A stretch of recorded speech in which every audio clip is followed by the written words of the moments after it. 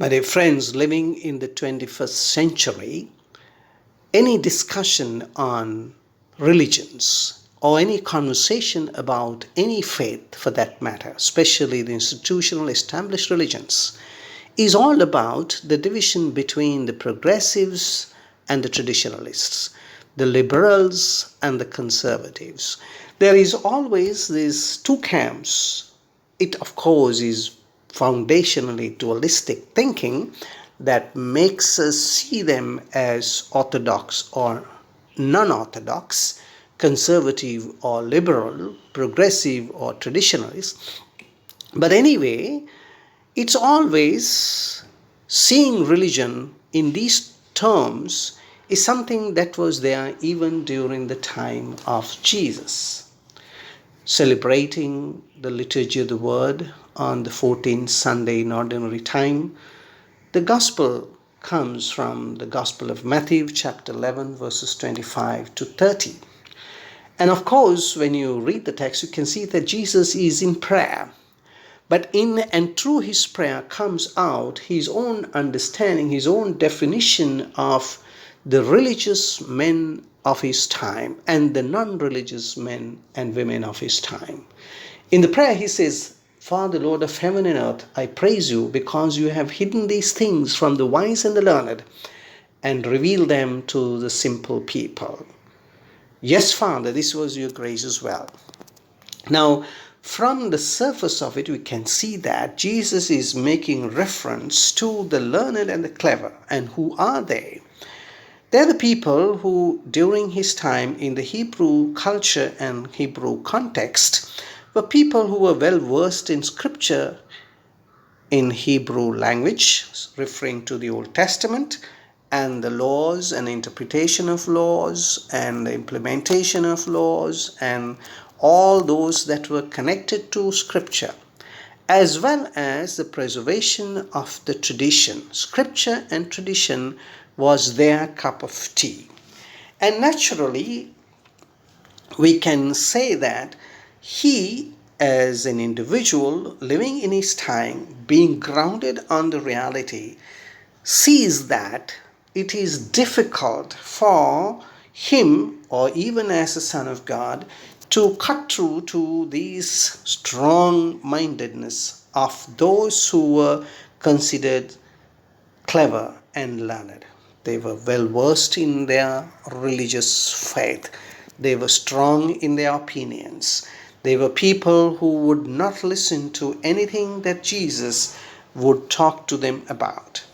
But Jesus is also thanking his own Father for revealing the truths of his faith, truths of his message to the simple people. Obviously, these were the sinners, the people who were ordinary men and women of his time, who were living under the clutches of the political leadership and religious leadership of his time. My dear friends, when we really think in terms of the continuation of this problem of conservatives and liberals, traditionalists and progressives, orthodoxies and non-orthodoxies, you can always see that most of the time people who become traditionalists are people who cannot get out of their own frame of mind. Now, one of the great writers in the Western world, Louis Manfred, he observes something very much so true both in the history of religions as well as in the present time.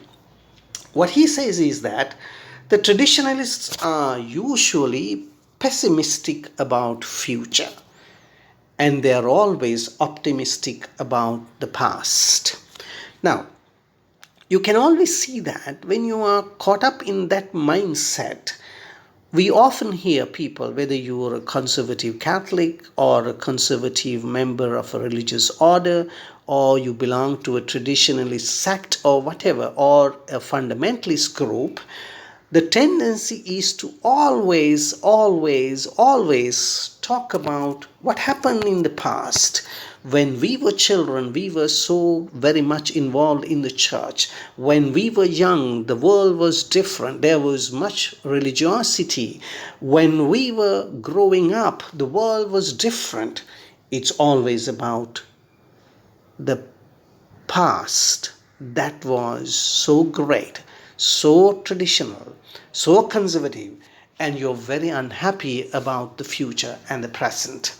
Manford's saying is so true because when it comes to faith and religion, the moment you get caught up in the past, it's very difficult for such people to move ahead or live in the present and think out of the box, move forward, changing yourself and also deepening your faith. Another great writer who has been doing a lot of research on religious traditions of the world. He was a great writer and a philosopher as well. His name was Kahlil Gibran. And in his writings, he identifies this problem so very well. And he says, in his own words, within inverted commas, I love when you bow in your mosque and you kneel in your temple and you pray in your church, because we are then children of spirit.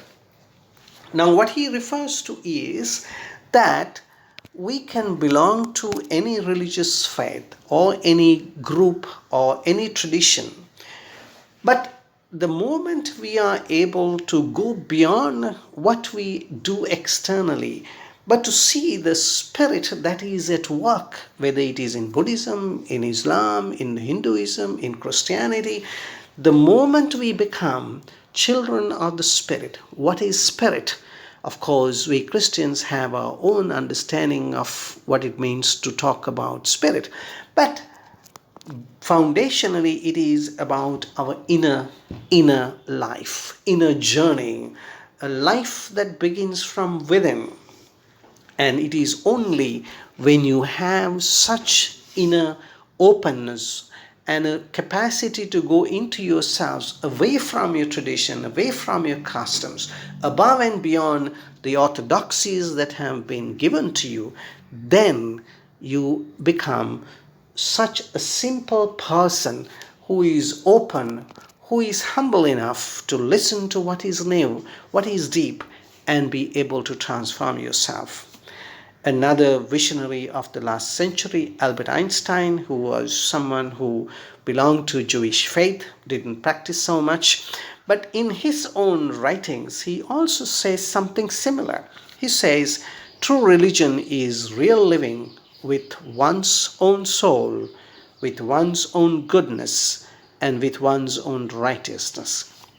So he also sees true religion as going above and beyond what a tradition would require you to do, a custom would want you to uphold, orthodoxy that is required of a faith.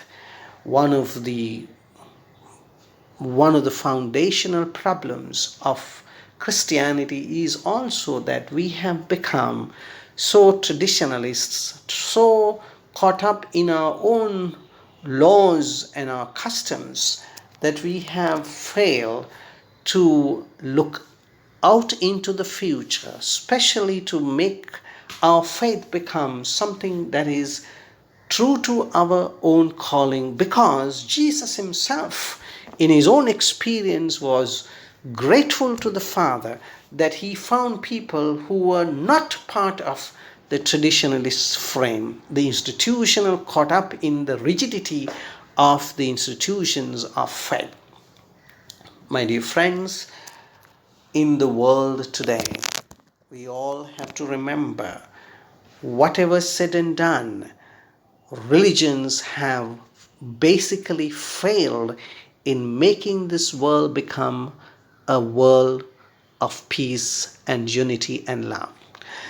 Today, there are sociological researchers who have come to the conclusion that in the world, Wherever there are traditional religions, there is always greater amount of corruption, a deeper problems of social divisions, sociological, psychological issues are confronted in countries, in places where there is too much of external religiosity.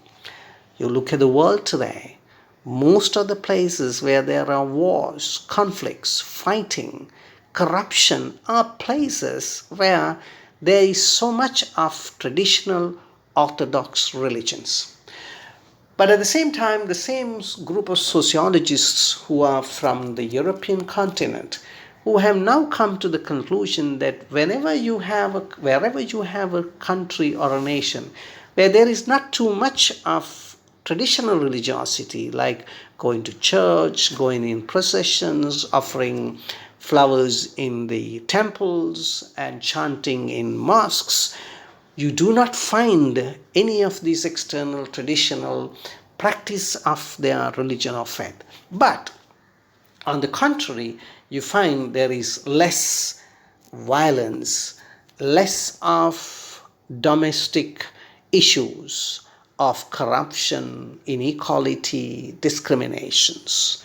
Now, they even come out with the facts. They say in countries in the Middle East where there is so much of religion, so much of orthodox religious traditions, they always, or most of the time, more often than not, they have their conflicts and problems which they do not know how to come out of.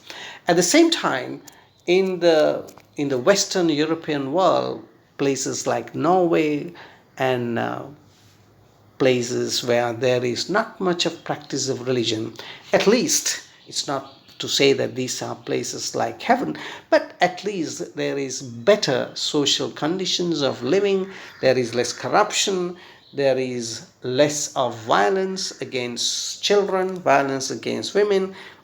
All these things go to show that it is very important, especially in order to live values of the gospel, that you are able to come out of that slavery to tradition, slavery to custom, slavery to orthodoxy in the world.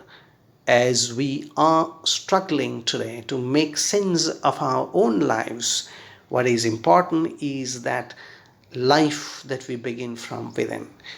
It all goes to show that in order for Christianity to become effective and relevant in the modern world today, we all need to have a tradition, a culture, a foundation which takes us into ourselves, the inner self, so that we begin from within and live our lives from within in the outside world. Let us never forget that Jesus, the Son of God, was murdered by conservative, orthodox men and women of his own time.